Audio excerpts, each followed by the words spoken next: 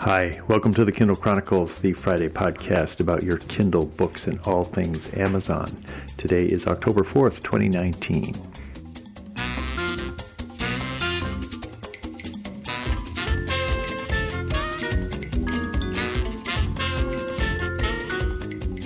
I am climbing Podcast Mountain today in the midst of a week of babysitting our grandsons, Ryan, 5, and Jake, 3. Darlene's picking them up at school now, and I'm going to try to get the audio done before they get back to the house. We've had a great week with them, and we're going to finish up tomorrow with a trip to LEGOLAND that they've been talking about all week long. For this episode, the big interview is with Mike Shatzkin, a book industry insider for decades, and his father, Leonard Shatzkin, the late Leonard Shatzkin, was also in the business. I always like talking to Mike on sort of the big picture of where the industry is, and he recently spoke at Digital Book World, which that reminded me it'd be a good time to have him back on the show after 3 years. In a kids theme, the first interview you're going to hear is with Josh Sherman. He's someone I spoke with in Seattle when I was out last week for the new products event, and I didn't have a chance to include his interview in that show that I did last week. Josh is director of Free Time on Alexa, and they had a room where they were showing off some of the devices for kids, including one I really like called the Echo Glow. It's $30. It's available now for pre-order, ships November 20th, and it's just this kind of glowing light. You tap it and it'll change colors. You can control it with an Echo device to go on and off at certain times, and you'll hear Josh talk about the pretty smart, kid-savvy thinking that went into this device. After that, we'll touch on some news. I've got a tech tip from you from Tom Semple, and then we'll have the interview with Mike Shatzkin. Before heading to New York City by Skype to talk to Mike Shatzkin, let's return to Seattle, and I began my conversation with Josh Sherman by asking what his team is responsible for at Amazon. Our team works on the tablets. They work on the kid experience across all of our devices, including the Echo devices that we announced today and the Echo Glow as well. All right, now we're standing in front of an Echo Glow. It's sort of flashing at us. Is that because it's still doing the dance routine? It's still doing the dance lighting, Siri, but you can set it to, through tap, you can set it to any color it'll cycle through, or you can choose it through voice command and set it to green, say. So, Alexa, set the light to green. Okay. So it has lots of fun features for kids. One of the things that we heard when we launched the first Echo.Kids edition about 18 months ago was how important smart home was, how much the kids loved it. Yeah. So it's been really exciting to follow that journey with customers, and we're really excited to have this come out and see how customers react to it. I think they'll have a lot of fun. Would you set this up on your Alexa app on your phone so that this device knows that it's communicating with a Glow? So you set this up like you would any other smart home device, and then you can control it from any Echo device in the household. So yes, it's meant to be paired with the device that is the kids' Echo Dot. But if I was upstairs in the kitchen and I was like, no, it's time to go to bed, I could say, Alexa, turn off the light downstairs, or Ben's light, if it were, and then it would. So. Okay, so let's do the music party thing. Show how that works. Alexa, start a dance party. So the light's flashing. And is the light going in time to the music? No, it's a great idea, but right now it's not. Yeah. It's picking a rhythm that... Yeah. And then Alexa, stop. So you can change the lights. Now if I tap that, it goes back to the light. Yep. This is one of these devices that when you first hear it, you think, what's the point? I sort of felt that with the Echo Clock, but I love that thing. I do a 10-minute meditation, it's so and fun, I say, right? Yeah. set the timer, and then I can see it going. And so some of these really simple, sort of odd devices, I think sometimes end up having a life of their own. Yeah, I mean, I hear what you're saying. I think for kids, so much of it is about agency and autonomy and feeling like they're in control. And if you're little and you can't reach the light switch, but now you can control the light through your voice, that's very empowering. And so this is a great place for parents and kids to bring in a nightlight and have it be the kids' own experience. And we built it to be fun and delightful for those reasons. And we're really excited about it. So this might be a nightlight for a kid in the bedroom. Yeah, we sat down and we started thinking about what could we do in the smart home space, like a nightlight for kids, and this is where we ended up. Now, you could also, if you put a smart plug, I've got a grandson who's 5 and one who's 3, I could get a light in his room on that smartphone plug. And then would he be able to turn it on and off with this, just saying, Alexa, turn out the light? Yep, absolutely. So the Echo Dot, free time on the Echo Dot or any of the Echo devices or the Echo Dot Kids Edition absolutely can control smart home lights. Parents, if they don't want their kids to, can turn that off in the parent dashboard, but we found that mostly they want it on. And would a parent be able to control device by device what the kid could turn on and off? Not today. It's an all or nothing switch, but I mean, we found that mostly kids want to do what's their own space. They want to control the space that makes sense for them. So, the other thing I've noticed, and it's hilarious, the 3-year-old grandson, Ryan, he murders the wake word when he's saying it. It's like that Saturday Night Live skit, you know. It's like, Alexa, and it's like she always knows that he's talking to her, and he loves it. When we started out building the Echo Dot Kids Edition, we knew we were going to have to do a lot of work in this space, and so we spent a lot of time on the wake word and a lot of time on understanding kids in general, not only from a pronunciation perspective, but they're still developing speakers, and so the sentences they put together, aren't always quite the way that an adult would speak. I have an 8-year-old, and sometimes he starts talking to me, and a minute later I'm like, wait, what did you say? Start that over again. And it's the second time I understand. And so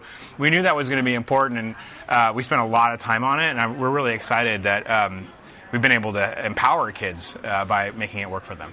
Yeah, it's like kind of a step up in their language skills. Right. And did you actually have a bunch of kids training Alexa so that she recognizes the way they speak? We spent a lot of time working on that. We also brought in a lot of kids. We have special usability study sessions with the team where we bring kids and their parents in, and we work together on the delightful experience. And so we did a lot of work across a bunch of different vectors. I can't say it's just one to get it to where it is today. Well, as somebody who has an 8-year-old and you're deeply involved in this technology, are there any sort of pro tips for parenting that you would recommend to parents who want to introduce their kids to this technology? Maybe what age, or what do you tell them? How do you sort of set the table for a child using these things responsibly and enjoyably? Technology is a conversation. When you want to bring it into your family, what's right for you and your family, and what's right for you and your children, I think there's nothing more personal and nothing more precious than raising a child. Yeah. And so it's always about the conversation with kids. We try and build tools that allow parents to feel like in control, and so they don't have to choose an all or nothing approach. They can say, look, I can bring this into the house, and I can set rules for it and how it will be used. And so you can set a bedtime when the child can't talk to the Echo Dot anymore.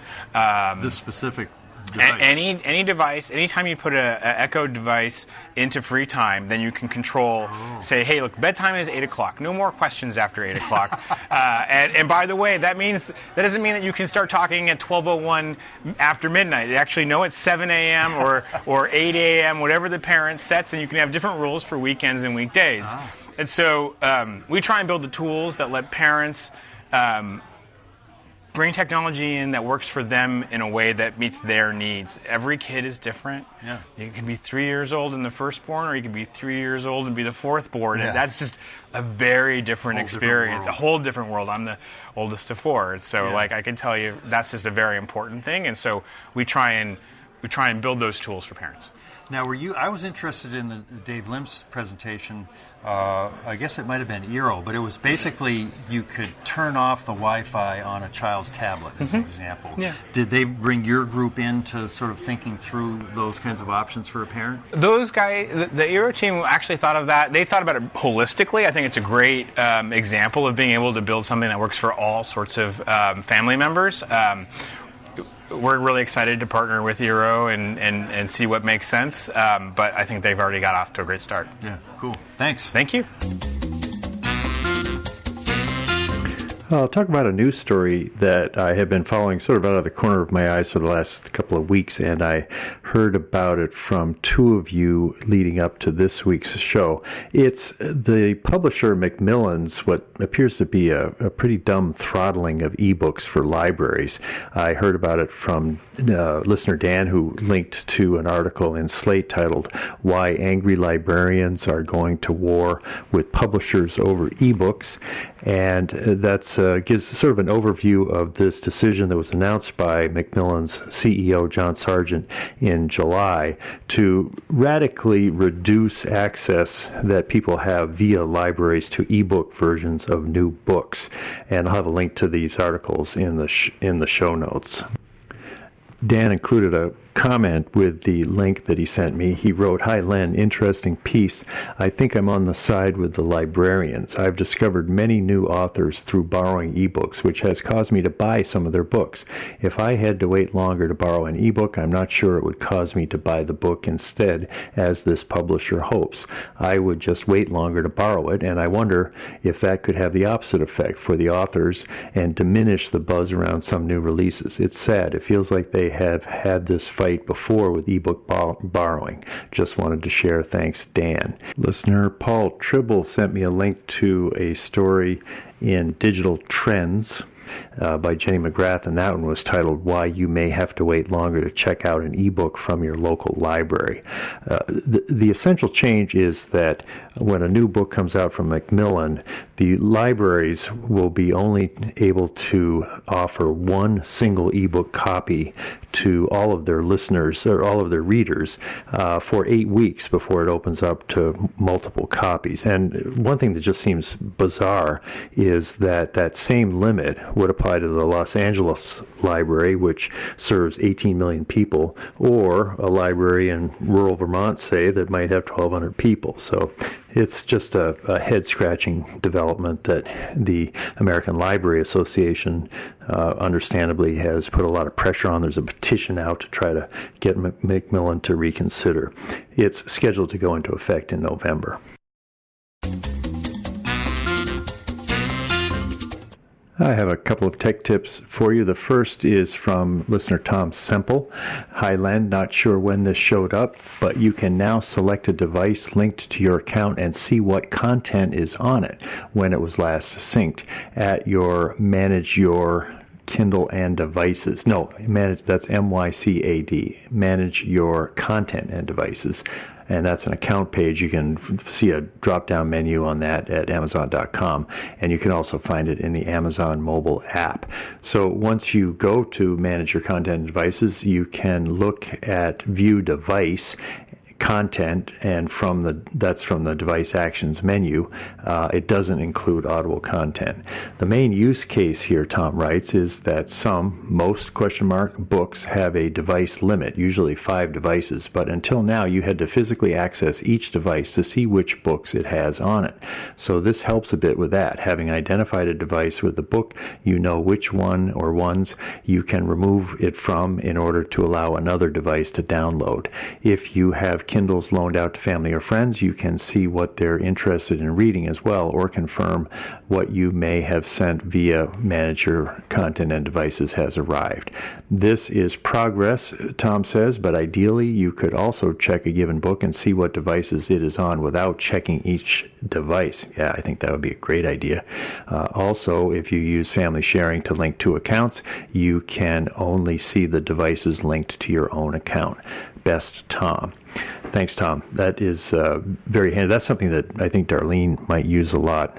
She'd have to sit through my tutorial telling her about it, but she has a lot of friends and family sharing her books, and sometimes they get knocked out because of those limits on how many devices a book can be shared on.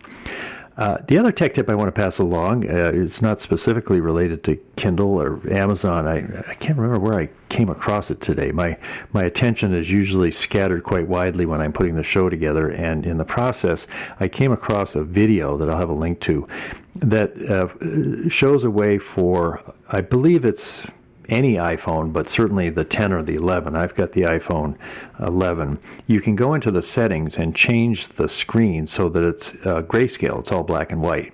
And this seems like an odd thing to do, but what the person putting the YouTube video up said was that he noticed he was using his iPhone a lot less because it wasn't so pretty to look at. And so I tried it. I'm looking at my iPhone now, and it's grayscale. Each of the icons is in black and white. They're not as pretty. And one of the things that they don't have is those irritating red dots that tell you there's something in this icon that you need to check out right now.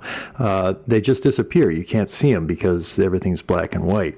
I'm going to try this for a while, and I think I've got the app hooked up on my phone that tells me how much I'm using the phone. I would like to be using the phone less than I do. I get a little bit of an addiction problem with it, and this clever idea of turning it to black and white looks like it might be useful. So if you want to try it, I'll have the link in the show notes to show you how you can kind of turn down the color volume on your iPhone as well, and I'm sure you can do it on an Android phone too. Let's turn now to my conversation with Mike Shatzkin, which I recorded on Wednesday of this week via Skype to his home in New York City.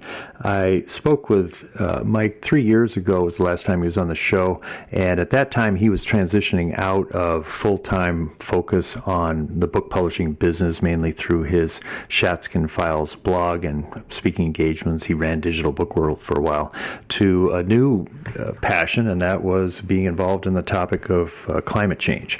So I began by asking what types of activity he's doing on that topic, and then we moved into talking about Kindle, Amazon, and as usual, he had some pretty wise things to say about what we're seeing from a pretty high level in the book industry. I'm working on two issues. One is a concept called carbon fee and dividend. Carbon fee and dividend? Carbon fee and dividend, which is really carbon tax, but fee is an easier word. Uh-huh. And basically what it means is you tax fossil fuels, and you take the money and you give it back in equal shares to everybody. Mm-hmm. And when that happens, 70% of the people make money.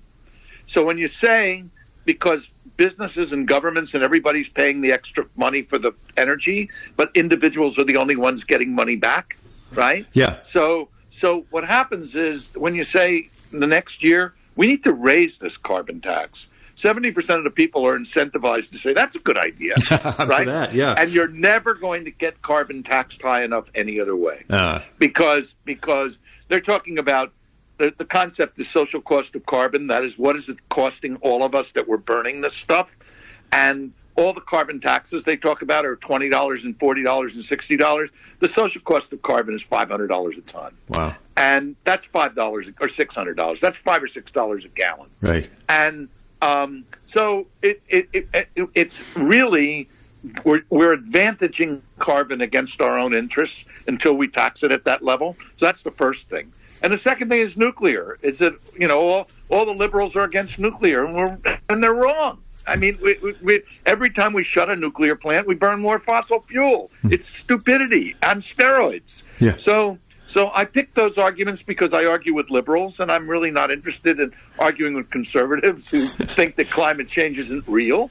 I'm interested in arguing with people who know that it's real and just have the wrong ideas about how to address it, because there's progress to be made there. So I'm doing a lot of things. A lot of it is lobbying and educating Democratic legislators, and anyway, fighting a number of fights on that level. But that's basically what it is. But so I'm down to a third to a half of my time being spent in publishing. But I'm still keeping it warm. Exactly. Well, and you published a book this year in March, and tell me about that. Why did you write that book? And then your partner, your co-author, tragically passed away just after you sent the final manuscript. That was poignant. Yeah, that's quite a story. Well, I wrote the book because I was asked. Oxford University Press came to me and said, we've got this series called What Everyone Needs to Know, and we think you should do book publishing. And I said, that'd be great, but I can't manage a project, so I need a co-author. And so they said, good, find one. And I connected with Robert, who has been a friend of mine since 1990, and with whom I'd worked a lot, and who had a kind of a complementary set of skills and interests of mine, because he ran both of the major book clubs in the 1980s before he was 30. He ran Book of the Month Club and Literary Guild. Book clubs are one of the areas I knew least about.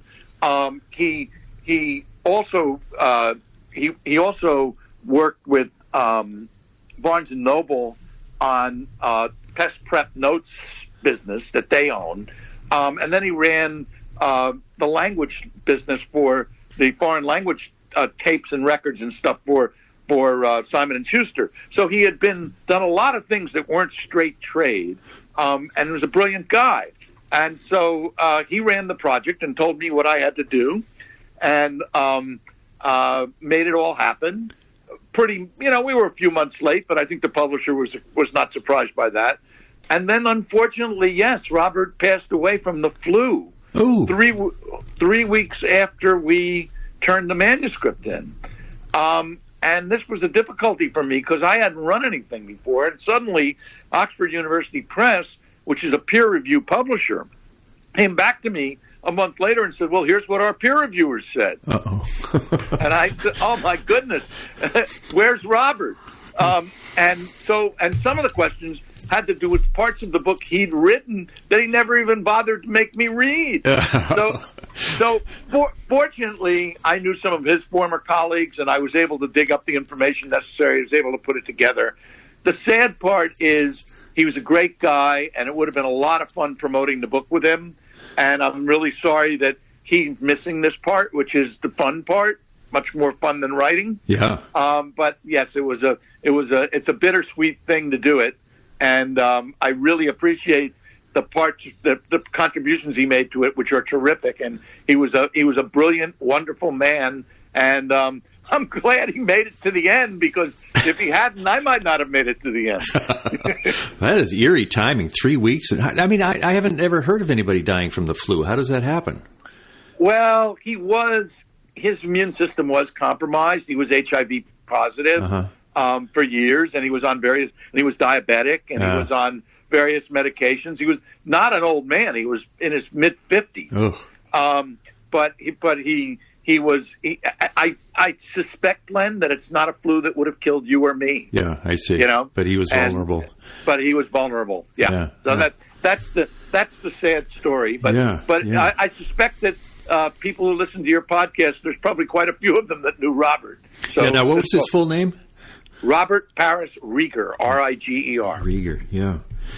And now the book, so it kind of was suggested by Oxford, and is it a book that you think would be of most interest to authors or readers or people in the publishing business? Who are the people? I think what this book is, I hope, is a very clear explanation of how the publishing business works. Mm-hmm. And it's not from the perspective of the self-published author, although we address that.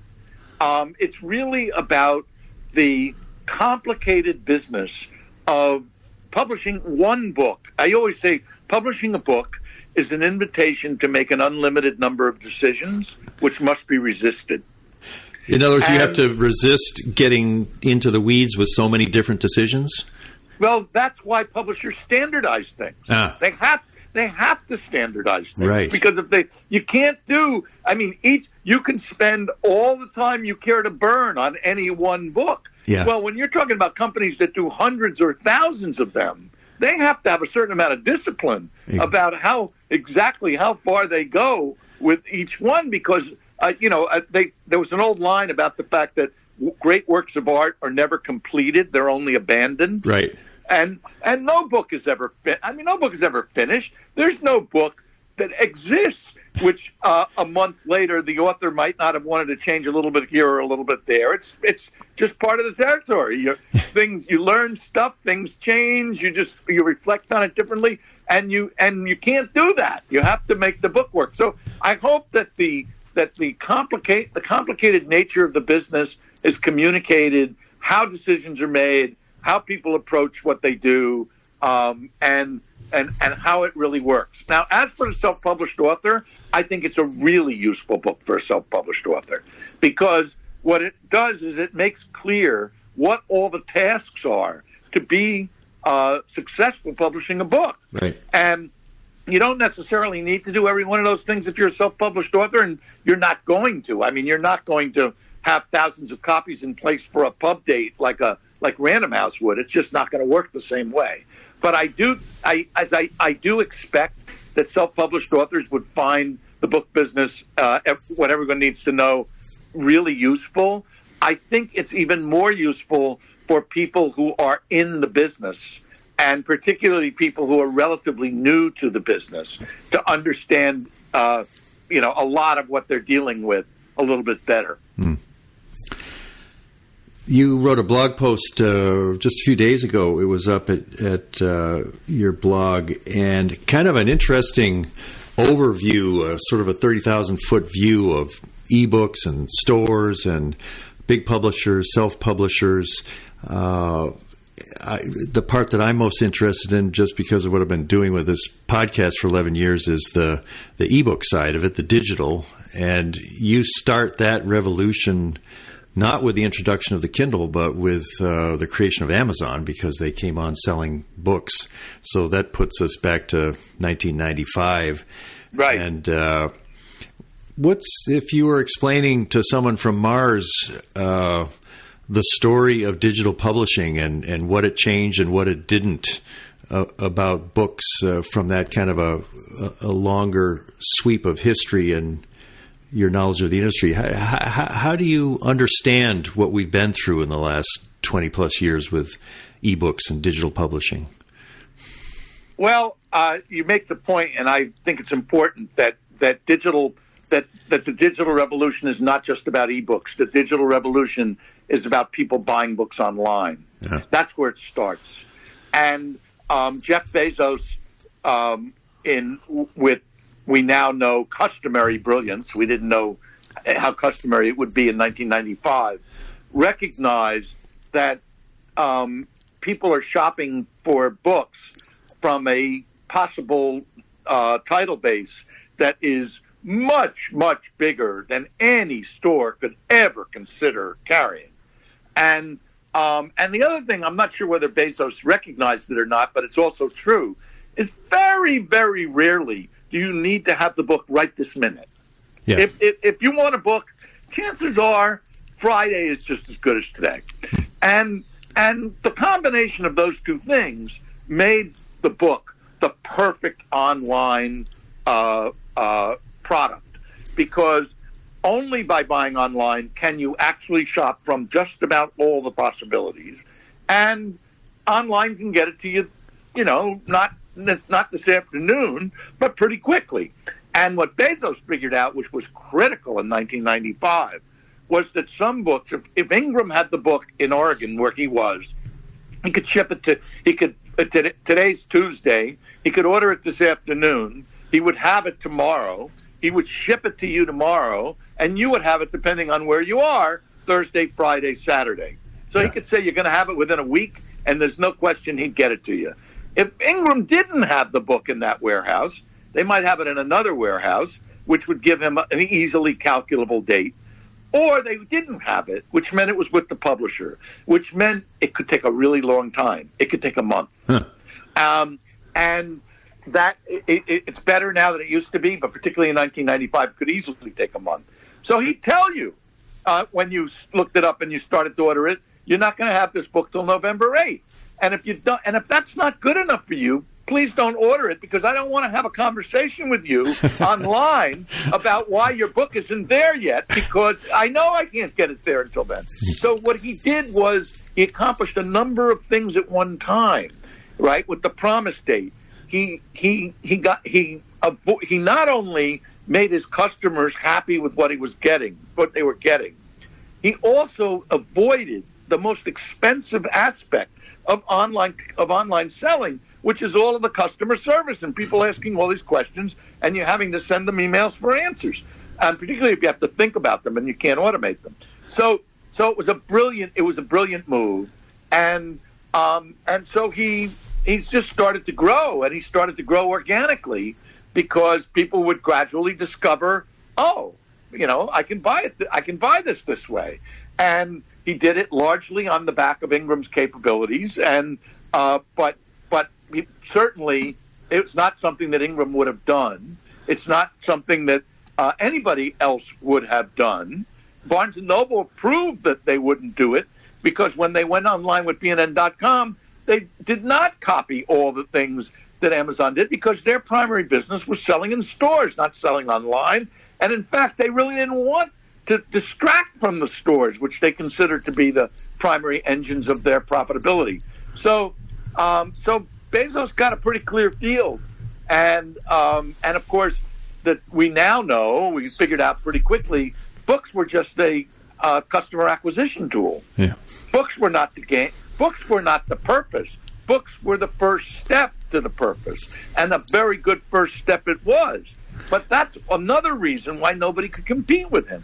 In the 1990s, it was common wisdom by the very smart people to say that the publishers were just stupid letting Amazon take this business, and the publishers should just have a cooperative and sell their own damn books. Well, the publishers would never have discounted like Amazon, so they wouldn't have been able to compete. And if they had, they wouldn't have been able to make it work, because what made it work for Amazon was that when they captured the customer, they had other ways to profit from them. Yeah. And so it made sense. It didn't matter if the book business didn't make money. The book business was the lead gen tool that made all kinds of other things make money.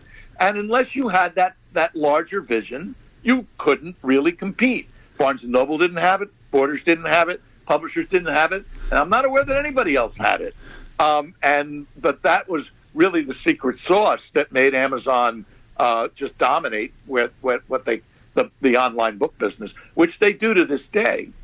Yeah, there's an interesting new potential hero has arrived in James Daunt running Barnes & Noble, and there was an article about it in the Times that said that he really doesn't want an online business, and with Waterstones he just sort of eschewed that because it was all about making the stores as cool as possible. Right. Do you think there's room now in 2019 for him to replicate the success he had with Waterstones at Barnes & Noble by making them actually attractive places without a bunch of crap in them? Well, they're not going to be attractive places without a bunch of crap in them, because he's going to have to have. If by crap we mean calendars, stuff that's not books. Yeah, stuff that's not. Well, calendars always went with books, right? That's true. Yeah, calendars have been in bookstores for a long time. No, I think stuffed animals is more right. Yeah. What we're thinking about here. Right. The short answer is I don't think the movement of sales from brick and mortar to online is over yet. Mm. I think it's still happening. Yeah. I think that the business that will be done in stores, and not just for books, for anything, is going to diminish in the United States over time for a whole variety of reasons, that as people get more and more comfortable buying online. And in fact, I've been told recently that that Amazon's beginning to lose a little bit of book business to the online stores at Costco and Walmart. Huh. Because what's happening is Costco and Walmart are doing a robust online business, because that everybody is, and they've got a book department which has all the books in it because they have Ingram, right? Yeah. So there's no problem having all the books, and people are brand loyal to Costco or Walmart. They'll buy their books there. They don't really care. It's not about Amazon. It's about convenience. And so that, by the way, is one more problem for Mr. Daunt and Barnes & Noble, right? Is that Costco and Walmart will be selling successfully online, and Barnes & Noble will not be selling as successfully online because they're protecting their stores. So, no, I I don't know exactly how successful he's been in the UK. I think that's a little hard to discern. I don't think this is a strategy that is going to ultimately succeed in the United States. I think that the right approach to Barnes & Noble is to keep taking cash out of the business for as long as you can.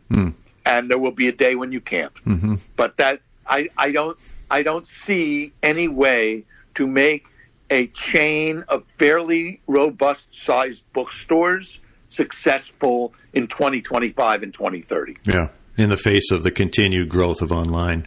Exactly. Mm-hmm. And also, by the way, the continued growth of the title base, right? When Amazon started, there were probably no more than a couple 100,000 titles available. Ingram has 16 million titles loaded to be printed this afternoon if you want one, right? 16 million titles. Wow. So and none of them are printed, but any of them can be and delivered to you tomorrow. That's amazing. It is amazing. It's an entirely new world.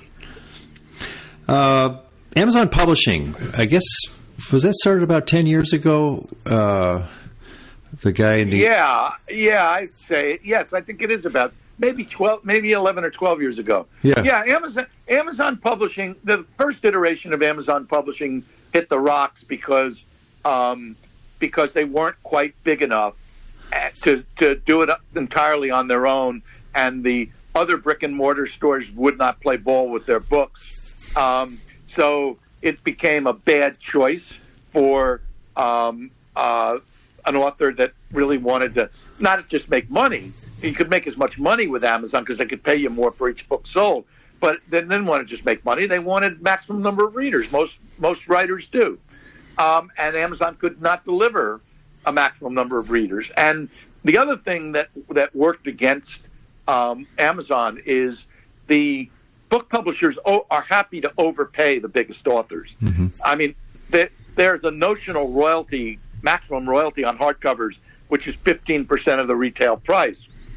The biggest authors get an advance that assures that they're going to get 20 or 25% of the retail price because they're not going to sell enough books to work it down to 15. So that's another thing that made it hard. In other words, the publishers were overpaying the big authors, and the big authors also not just money but readers. So the first time through, it didn't really work for the big books. What it worked for was genre fiction, and it's worked very well for them for genre fiction, and it's worked so well for them with genre fiction that most of the big publishers don't do a lot of it anymore. They did 10 or 15 years ago, but they just don't do romance and mysteries and thrillers in paperback, mass market paperback, the way they did. So that was the situation for a long time. Now it seems that Amazon has moved to a customer base which is substantially bigger, and so that they can woo really big authors, because they may not reach 100% of the potential customers, but if they reach 60 or 70%, and they have the ability to clobber them with messages over and over again, and know who they are, and I mean, Barnes & Noble doesn't know who every customer walks out of the store is. Amazon knows who every customer is. So there are ways that they can make this more attractive, and as you've seen, they've begun to sign up big authors, and I think that's the we're waiting for other shoes to drop. Yeah, so Dean Koontz would have been the largest one recently, and Patricia Cornwell. Do a couple of big names like that lead a bunch of other birds to fly off the wire in that direction? I don't know whether I think that they do to a certain extent, but I think more important is the change of circumstance that makes it now worthwhile for Koontz and Caldwell to move in that direction. The same circumstances are going to apply to other people. I see. Yeah. So whether it's because they see a leader and follow it, or whether it's because the leader saw something that now everybody else is seeing, I don't think this is going to stop. I think that just like the trend that more and more books, more and more of the books are bought online is inexorable. I think the trend that more and more big authors will go to Amazon is probably also inexorable, even though it's not that visible yet. I'm sure you remember an article, 2014, George Packer in the New Yorker. It was raising the question of, is Amazon bad for books? I'll jump in with a correction. The question that was included in the headline of that article by George Packer was actually, is Amazon good for books? We'll return now to the interview and the rest of my question. His answer was a pretty emphatic no, and it was, the conclusion of it was, I'll just read it. I was refreshing my memory of it. He said, Bezos is right. Gatekeepers are inherently elitist, and some of them have been weakened in no small part because of their complacency and short-term thinking. But gatekeepers are also barriers against the complete commercialization of ideas, allowing new talent the time to develop and learn to tell difficult truths. When the last gatekeeper but one is gone, will Amazon care whether a book is any good? That was what, 5 years ago. Would you agree with Packer that the concentration of book industry decisions with Amazon now has been a bad thing for books? It's an ominous development in the availability of good books? No, unfortunately, I don't think so. I've spent my life in commercial publishing, but I think what Amazon's bad for is commercial publishing. It's not bad for books. And I'm sorry to say that, but it's the case. The curation function is now being crowdsourced. Even among the publishers? I mean, among readers. Oh, I see. I mean, what happens is a book, the book goes up, and it starts to develop a following, and readers tell other readers, and they tell other readers on Facebook, and they tell other readers on Amazon, and they tell other readers at dinner, and publishers are learning that. I mean, they're learning to inject themselves into those conversations as much as they can.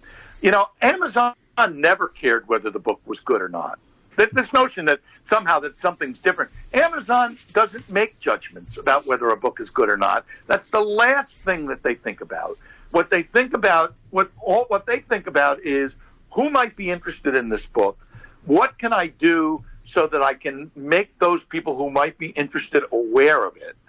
And what price are the people who are interested in this book going to be willing to pay? And those are the important decisions to them. And making qualitative judgments is really just not what they do. So I know it's what publishers do. I think that the gatekeeping role, the curation role for publishers is much more important to the store, the buyers in the stores, than it is to the public. Right? So the public, most people in the public do not know what imprint is on the book. Right. Most buyers in stores are very heavily guided and directed by what imprint is on the book. It affects their expectations about the book's quality. It affects their expectations about the marketing that the publisher is going to do, how reliable the information is that they're getting from the sales rep about what's going to happen when this book hits the marketplace, et cetera, et cetera. And that gave publishers who had reputations and long lists and well-streamlined organizations a real advantage in getting their books onto the bookstore shelves. And before 1995, or really before 2005, when most discovery was done on bookstore shelves, that was really important. If your book wasn't there, it wasn't going to get bought. And if your book was there, it had a very reasonable chance of being bought. That's no longer true. Most discovery does not take place in bookstores anymore. Discovery takes place all over the place, but it's mostly on the web. And not necessarily at Amazon or BarnesandNoble.com, but at Facebook or in your email or in various groups that you belong to, or Goodreads or Mark. Yeah, exactly. Goodreads, exactly. Which is a Goodreads or Wattpad for that matter. Yeah. So I think there's all kinds of ways that people a book takes a while to read. And the number of people that need to know about a lot of books is a very small number of people overall. Most people, if they know about three books that they would like to read next, that's good for the next 6 months. Right. That's not the next week. Mm-hmm. So I think that in any case, I think that the fact that Amazon is taking on all these sales is part of the weakening of the legacy publishing business. The key proposition that publishers have always offered their authors is we put books on shelves. Mm-hmm. You can't do that. You can design a book. You could even print the book, but you can't get the book on the shelves. We can. And Amazon turned that on its head, because when Amazon became the shelf for half or more of the book buying public, then everybody could put their books on the shelf. And the advantages of being a big publisher, a big publisher still has advantages because Amazon is a big complicated animal. And I would suspect that the people at Penguin Random House and the people at HarperCollins understand that animal better than I do. All right?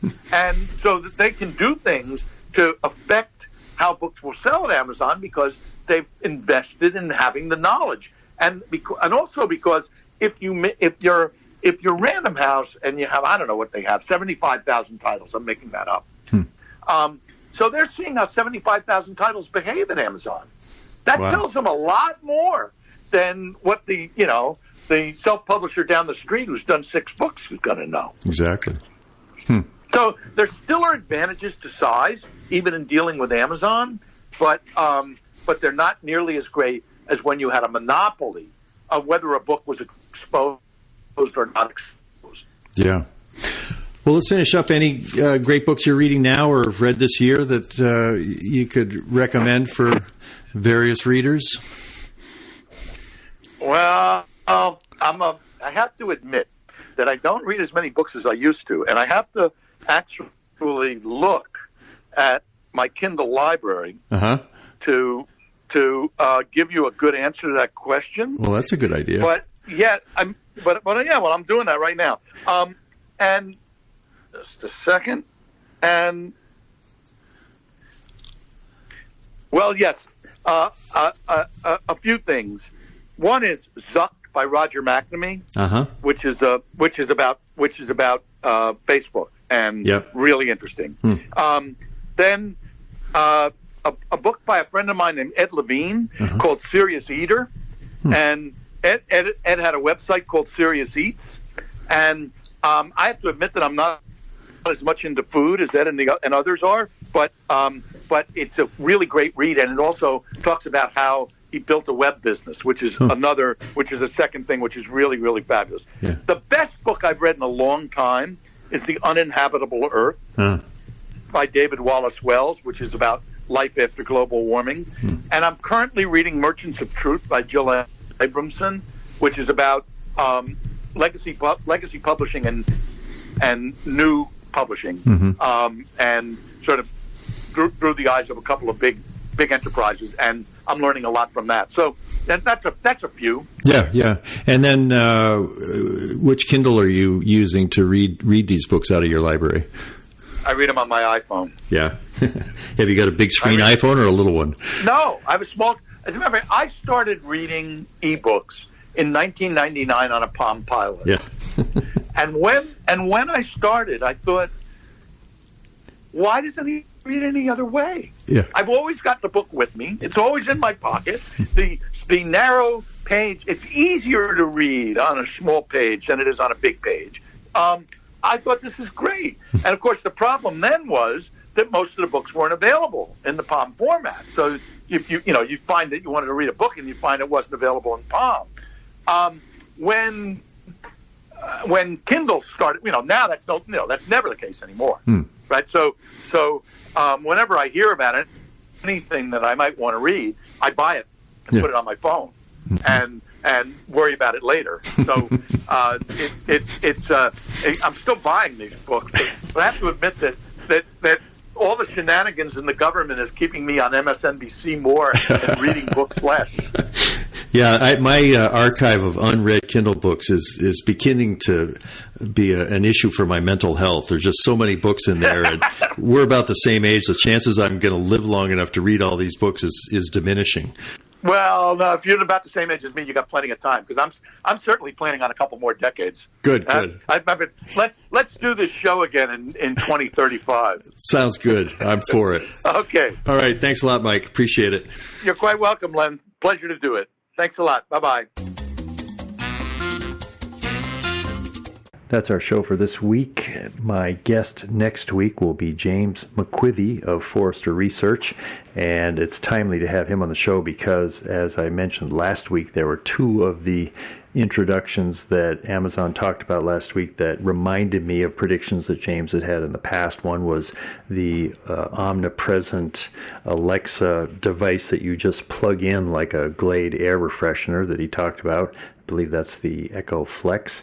And then also the ability of Alexa to detect when someone is angry with her because she's not getting them the right music.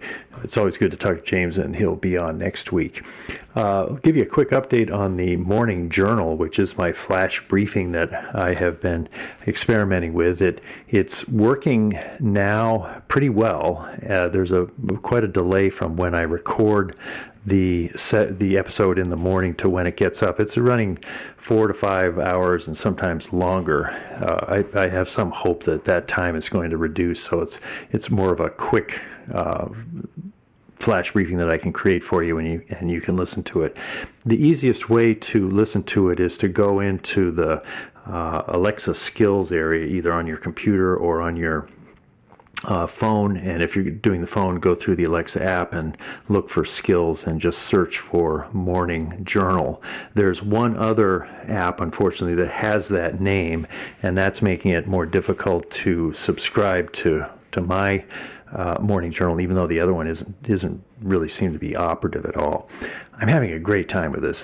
These are like 2 to 4 minute recordings that I'm doing about what's happening as I start the day, and the idea of being able to talk to you or kind of an expanded audience, people made up from the Kindle Chronicles and elsewhere, in kind of a new tone, new form. In the morning is sort of a quiet time, and talking about the grandchildren and just about anything that comes to mind. So I'm pretty excited about it. If you do check it out and you'd like to leave a review as a skill, that'll help it rise up in the search and help where people find it. It's early days, so there'll be plenty of time to think about building an audience. I really want to just get the voice right and find out what's the best type of things to share as I go on. That's it from Cambridge, Massachusetts for the Kindle Chronicles, and Darlene is not yet home with Ryan and Jake, so I met my objective of getting the audio up so that I can go back into grandfather mode and see what's up for the rest of the day till they're usually in bed by about 7 o'clock, and that's a pretty nice time of the evening for Darlene and I to savor another day of looking after them.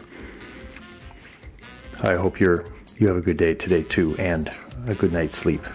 Thanks for listening. Bye.